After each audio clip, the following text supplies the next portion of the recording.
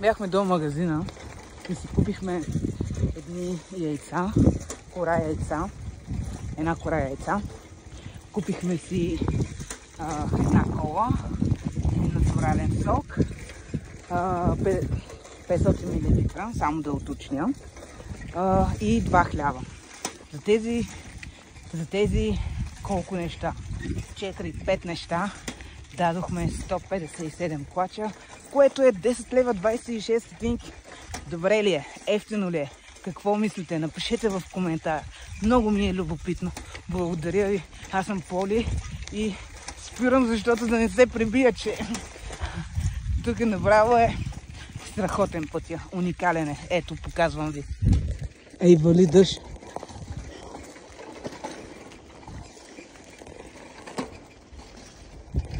Яйцата са отзад и много се надявам поне 5 да останат здрави. Но ще видим. Айде! Чао, до нови срещи!